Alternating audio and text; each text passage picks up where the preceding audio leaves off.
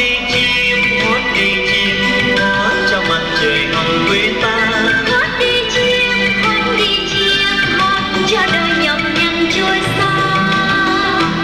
Chim trên đồng, chim trên non, chim tung cánh xóa tan sương mù. Chim trong rừng, chim trong tim, Ôi thương quá tiếng chim Việt Nam. Hoa cúc vàng trên sân anh, xinh như áo mới em ngày nào. hoa nắng hồng trên quê anh, xinh như má thắm em ngày xa. Nắng lên đi, nắng lên đi, nắng lên hồng nụ cười quê em. Nắng lên đi, nắng lên đi, nắng lên hồng ruộng vàng xanh. Hoa tim người, hoa yêu thương, hoa thơm ngát thế gian đêm buồn. Hoa trên đời, hoa trên môi, Ôi thương quá cánh hoa Việt Nam.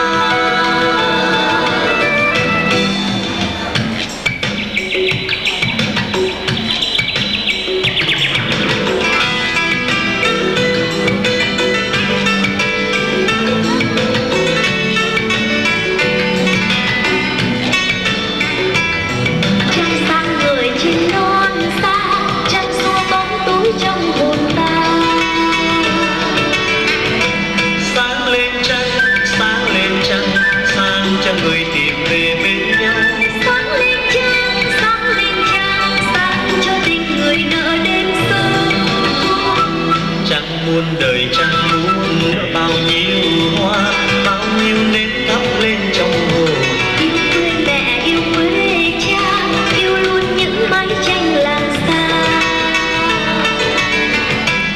Thắp tim lên, thắp tim lên, thắp cho tình người dày trong ta. Thắp tim lên, thắp tim lên, thắp cho mặt trời dậy trong ta.